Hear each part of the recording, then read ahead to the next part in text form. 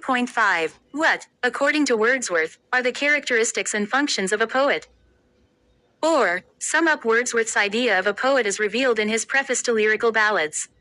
Or, in your opinion, how well does Wordsworth in Preface to Lyrical Ballads support his definition of a poet as a man speaking to men? Do. 2001. Or, Wordsworth in his Preface to Lyrical Ballads raises a fundamental question: what is a poet? What is his answer to it? Or, analyze Wordsworth's idea of a poet as developed in his Preface to Lyrical Ballads.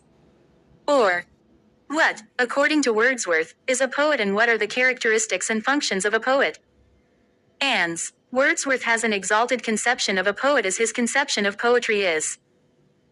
A detailed examination of his views on poetry shows that he is eager to bring to poetry a democratic essence, so is the case with his views of a poet. A poet is a man speaking to men.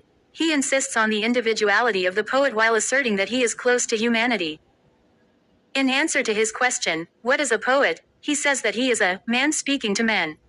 He is a person who writes not for his own pleasure, but primarily to communicate his own thoughts and emotions to his readers. He has thus a social function to perform. 2. Preface to Lyrical Ballads. W. Wordsworth. Perform his function sincerely, he must use the language of real men, not to talk in tricks and enigmas. So, he must come out of his ivory towers to communicate what he thinks, feels and observes of this life of common humanity. He is aware of the oneness of nature, man and other forms of life. The poet is a man possessed of a higher sensibility. He reacts more strongly to external impressions. His passions and emotions are more powerfully conveyed to men.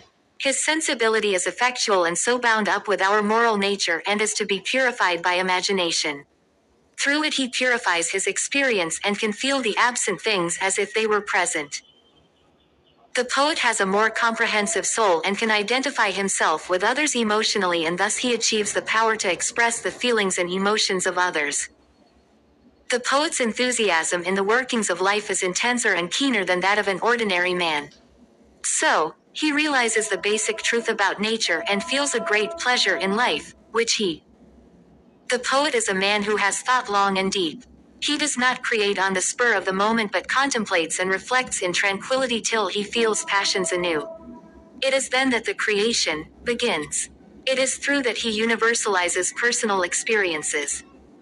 The poet, then, possesses the faculties of observation, sensibility, reflection, imagination, fancy and judgment. To these qualities, sincerity is added to take pains to revise his work so as to achieve artistic clarity. The function of a poet is to give pleasure. For this he must take pains to purify his language of vulgarity, coarseness and Beats ANC Life of Ray Poet Show Words. Introduction to Literary Criticism. Q.6. Discuss Wordsworth's view on poetic diction. Why does Wordsworth oppose the poetic diction of the neoclassical poetry of the 18th century? Critically examine Wordsworth's views of poetic diction as elucidated in his preface to the Lyrical Ballads. Ans. The poetic diction is the style of language used by a poet in writing poetry. Poetic diction includes the choice of words and the use of metaphors, similes and the figures of speech. As a poet is an individual, his art or medium of expression is bound to be separate. Still, there may be a common way of expression. The poets of the 18th century developed their individual styles of writing poems. Wordsworth sharply criticized the poetic diction created and used by them.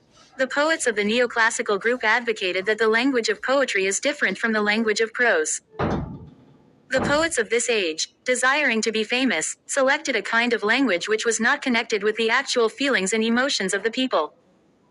Thus was evolved poetic diction, a language not related to the real language of men in any situation. Poets used such a phraseology as they thought that it gives real pleasure.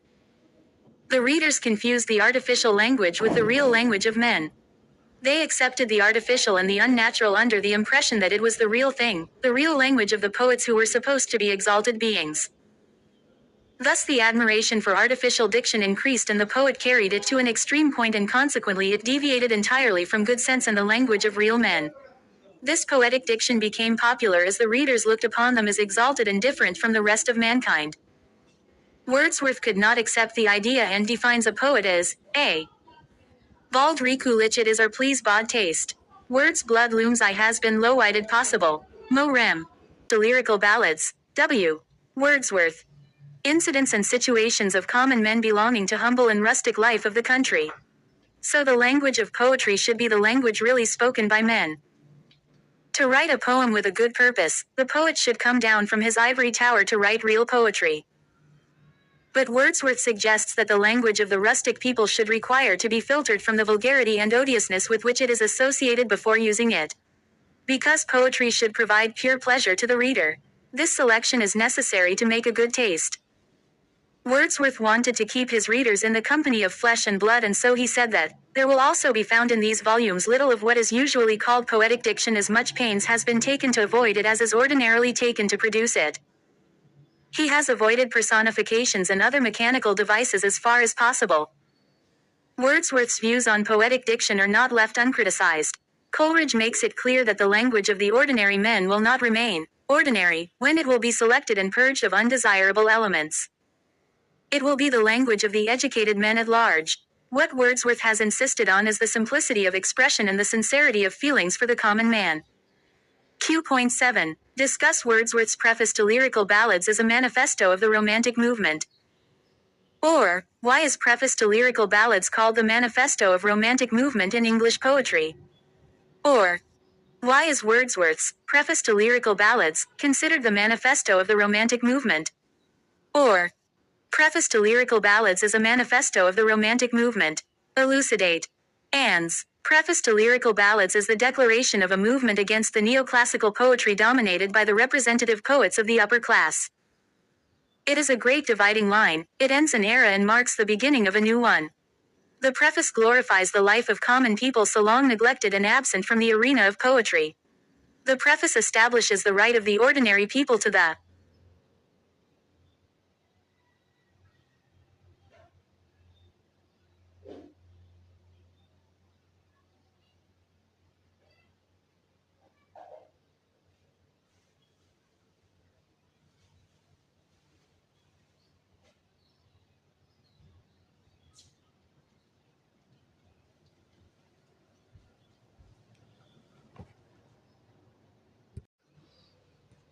(296). Introduction to Literary Criticism. Kingdom of poetry on a solid foundation which has not ceased or will never cease to exist in the days to come. The Romantic movement started with the publication of lyrical ballads by Wordsworth and Coleridge in 1798, and the principles and demands of the movement were enunciated in Preface to Lyrical Ballads published in 1800 and 1802. Wordsworth made a bold attack on the fort of tradition and authority, and breaking its wall freed the muse of poetry to the open air of the fields and meadows. The poetry of the 18th century was occupied with the characters representing the artificial and aristocratic life of the lords and ladies. But it was Wordsworth who introduced the shepherds, the farmers and the workers as the personages of this poetry. The Romantic theory of poetry brought about a sharp change in the theme, language and thought of the contemporary poetry. For the subject matter, Wordsworth chose the men who live in the humble and rustic conditions of life. Their lives, as Wordsworth thought, pass in hourly communication with nature. The noble touch of nature stimulates their lives with strong sensibility. The poet Wordsworth glorifies their life as the permanent background of poetry. Writing in the age of French Revolution, he seeks to democratize English poetry by his insistence on the simplicity both in theme and expression. He is with Rousseau in his advocacy of back to nature, and his condemnation of urbanism, which deadens sensibility and lead to sensationalism. Wordsworth lays emphasis on the role of imagination in the process of creation. Proposing to use a selection of language really spoken by common men, he wants to make it appear uncommon by throwing over them a color of imagination. Through imagination, Wordsworth says, the poet can acquire insight which makes him see the hearts of things and realize the trust which remain beyond the meddling intellect of the scientist. His revolutionary definition of a poet as a man speaking to men changes the whole scene. The poet is a communicator of pleasure, but the pleasure of a higher type that brings our latent thought into action. The poet educates the public taste by deciding what and how he will convey his teaching. There lies his individualism. His strong opposition to poetic diction is a great step towards the liberty of style. Wordsworth is a romantic in his plea to his readers that they should judge his poems themselves without caring for what the critic says. In conclusion, we can unhesitatingly agree with René Welleck when he says that the preface demolishes the old and paves the way for the new.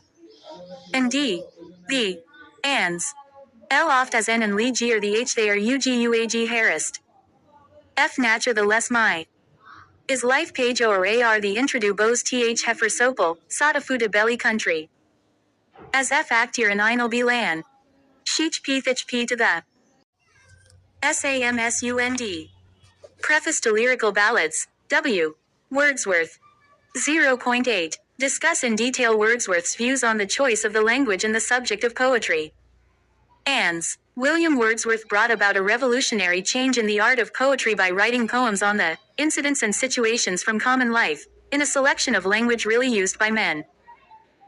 The Lyrical Ballads jointly published by him and Coleridge was an epoch-making book in which he practically made use of his theory contradicting the neoclassical theory of poetry of the 18th century. It was the dawn of a new century which witnessed the birth of a new concept of poetry. His subject matter was quite opposite to that of the prevailing poetry written by Pope and others. As the subject of his poetry, Wordsworth chose the rustic life, the men and women who live in the lap of nature. Humble and rustic life was generally chosen because in that condition, the essential passions of the heart find a better soil in which they can attain their maturity. They are less under restraint, and speak a plainer and more emphatic language, because in that condition of life, our elementary feelings coexist in a state of greater simplicity. The manners of rural life germinate from those elementary feelings and are more durable. Lastly, the passions of men are incorporated with the beautiful forms of nature in the conditions of village life. The choice of the rustic people as the subject matter of his poetry was mainly prompted by his dislike of the showy and gaudy life of the town or the urban area to which poetry had been too long restricted. This life was bound with the mechanical aspect. The town people, gorgeous as they were, lacked in the sincere feeling of the heart, and were artificial in their day-to-day communication. Refusing to walk in the footsteps of his immediate predecessors in poetry, he introduced the common people with their pure delight in life. He chose the solitary reaper, the village girl, the street beggar, and the shepherd as the characters who represent the ideal rustic life. These